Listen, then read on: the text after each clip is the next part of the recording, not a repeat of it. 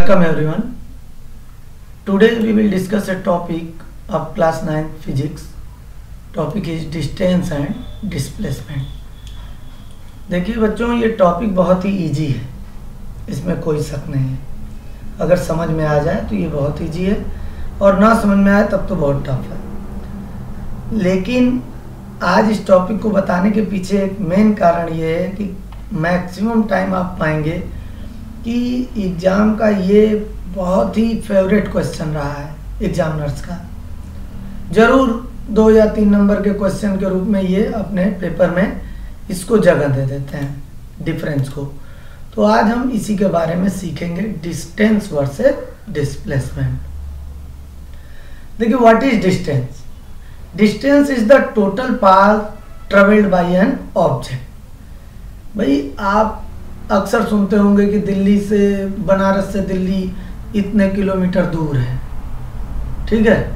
तो वास्तव में अगर डिफिनीशन देने की बात की जाए कि डिस्टेंस की डिफिनीशन क्या होगी बताइए, तो आप सिंपली ये कहेंगे कि कोई ऑब्जेक्ट किसी पाथ पर जितनी दूर तक गया उस पाथ की लंबाई, यानी एक स्थान से दूसरे स्थान तक कोई गया तो उस एक स्थान से दूसरे स्थान के बीच कोई रास्ता होगा ना भाई, तो उस रास्ते की टोटल लंबाई को ही हम क्या कहेंगे?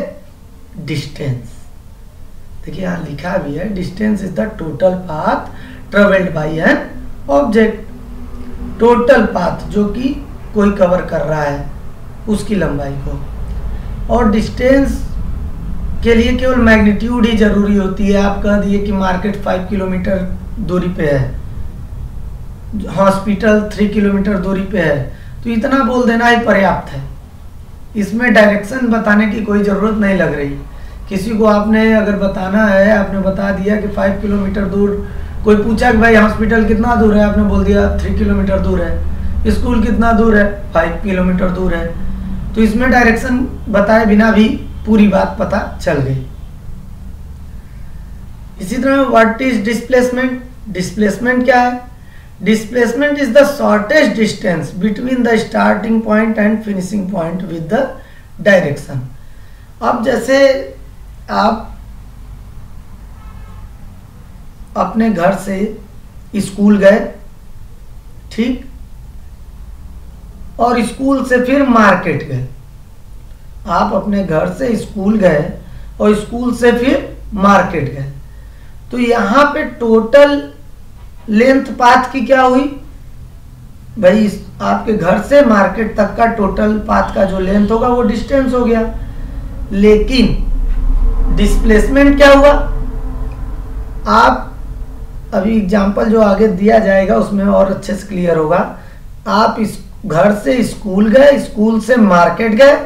अब मार्केट आपका फाइनल पोजीशन है, घर आपका इनिशियल पोजीशन है। अब इनिशियल पोजीशन से फाइनल पोजीशन के बीच की सबसे शॉर्टेस्ट दूरी जो होगी, कम से कम वाली दूरी, वही आपका डिस्प्लेसमेंट होगा। और डिस्प्लेसमेंट में मैग्नीट्यूड के साथ साथ डायरेक्शन की भी जरूरत पड़ती है उसे एक्सप्लेन करने के लिए। अभी आगे बता रहा हूं। दोनों की जो एसआई यूनिट होती है, डिस्टेंस और डिस्प्लेसमेंट, दोनों की एसआई यूनिट मीटर होती है, याद रखिएगा। चलिए इस एग्जाम्पल में समझते हैं। यहाँ एक फिगर दिया हुआ है, देखिए, distance if a body moves from A point A two point D. मान लीजिए कोई ऑब्जेक्ट है या आप ही हैं, पॉइंट ए से पॉइंट डी तक जाते हैं, तो total length of the curve path ही ए बी सी डी, यही ना होगा टोटल लेंथ उस पाथ का, उस रास्ते का। Is called the distance moved by a body. तो ऑब्जेक्ट द्वारा चली गई दूरी कितनी होगी?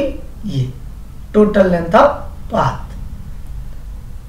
देखिए कितना कर्वी रास्ता है, इधर उधर से होते हुए आप गए।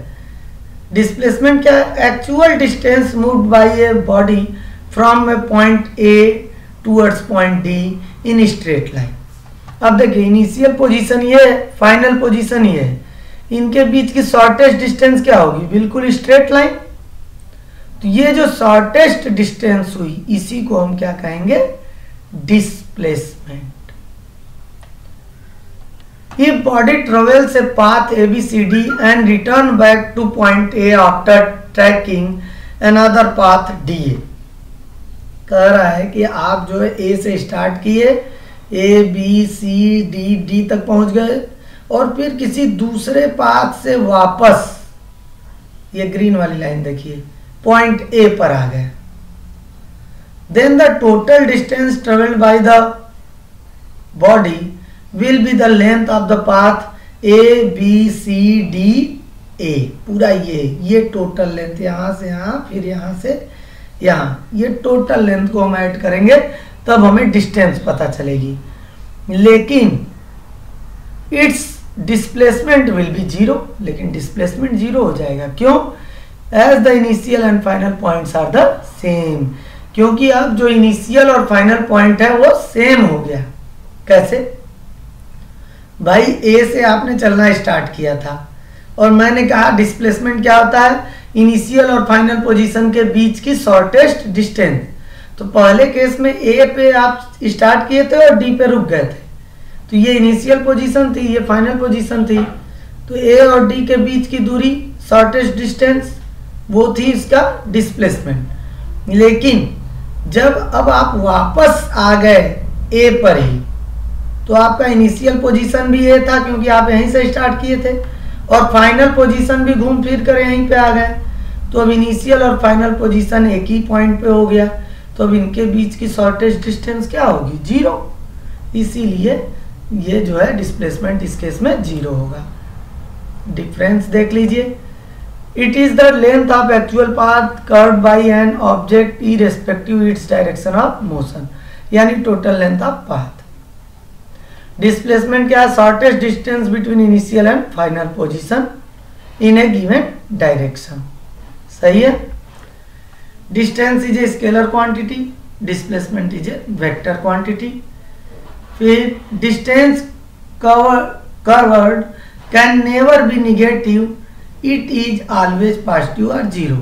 डिस्टेंस कभी भी निगेटिव नहीं हो सकता, ये हमेशा या तो पॉजिटिव होगा या तो जीरो होगा। जबकि डिस्प्लेसमेंट पॉजिटिव, निगेटिव और जीरो तीनों हो सकता है। ये इसमें क्योंकि डायरेक्शन का रोल है भाई, आपको अभी मैंने बताया डिस्टेंस में केवल मैग्नीट्यूड का रोल होता है, उसकी वैल्यू, और डिस्प्लेसमेंट में डायरेक्शन का भी रोल होता है। तो अगर कोऑर्डिनेट एक्सिस पे हम इसे प्लॉट करें, तो अगर एक्स एक्सिस की तरफ जा रहे हैं तो प्लस, माइनस एक्स एक्सिस की तरफ दिखा रहे हैं तो माइनस नेगेटिव, और अगर ओरिजिन पे दिखा रहे हैं तो जीरो। तो डिस्प्लेसमेंट पॉजिटिव, नेगेटिव और जीरो तीनों हो सकता है। Distance between two given points में बी सेम और different for different path chosen. जाहिर सी बात है, दो पॉइंट्स के बीच का जो डिस्टेंस है, टोटल लेंथ ऑफ पाथ, वो अलग भी हो सकता है, सेम भी हो सकता है। और ये displacement between two given points is always the same. जो डिस्प्लेसमेंट है वो हमेशा सेम रहेगा दो पॉइंट्स के बीच का। अभी पिछले वाले एग्जांपल में जो रेड वाला पाथ दिखाया गया था ए से डी के बीच, वो लेंथ, और जो ए से डी के बीच ग्रीन वाला पाथ दिखाया गया था वो लेंथ, तो वो डिस्टेंस अलग अलग थी, लेकिन डिस्प्लेसमेंट अगर दो पॉइंट्स के बीच का लेंगे तो सेम होगा। ठीक है। अभी थोड़े कुछ और पॉइंट्स हैं डिफरेंस में, वो भी देख लेते हैं। ये आपको बताया जा चुका है कि distance is a scalar quantity and displacement is a vector quantity. देखिए, distance can never decrease with time, distance हमेशा बढ़ेगा ही, कभी भी घटेगा नहीं, जबकि डिस्प्लेसमेंट घटता भी है। ठीक है, क्योंकि ये फाइनल और इनिशियल पोजीशन पे डिपेंड करता है, और ये टोटल लेंथ ऑफ पाथ पे डिपेंड करता है। बताया अभी मैंने कि डिस्टेंस हमेशा पॉजिटिव होगा, जबकि डिस्प्लेसमेंट पॉजिटिव, नेगेटिव और जीरो सब हो सकता है। It does not have unique path, distance का पाथ यूनिक नहीं होता है। किसी एक पॉइंट से दूसरे पॉइंट पे जाने का कई रास्ता हो सकता है। ठीक है, तो डिस्टेंस नापने के कई रास्ते हो सकते हैं, कई पाथ हो सकते हैं, लेकिन डिस्प्लेसमेंट का तो एक ही यूनिक पाथ होगा, क्योंकि ये तो शॉर्टेस्ट डिस्टेंस होगी ना फाइनल और इनिशियल पोजीशन के बीच। ठीक है, तो it is denoted by letter small d, distance को हम डी से रिप्रेजेंट करते हैं और डिस्प्लेसमेंट को हम स्मॉल एस से रिप्रेजेंट करते हैं। उसके बाद फार्मूला टू कैलकुलेट डिस्टेंस, दोनों के लिए देखिए यहाँ पे स्पीड इनटू टाइम होता है डिस्टेंस को कैलकुलेट करने के लिए, और डिस्प्लेसमेंट को कैलकुलेट करने के लिए velocity into time formula use किया जाता है। तो अब स्पीड और वेलोसिटी क्या होता है ये आपको अभी अगले वीडियो में पता चल जाएगा। इसमें मैंने इसलिए ये बता दिया ताकि आपको फार्मूला पता रहे कि डिस्टेंस को आप कैसे कैलकुलेट करेंगे स्पीड इनटू टाइम से, और डिस्प्लेसमेंट को कैसे करेंगे वेलोसिटी इनटू टाइम से।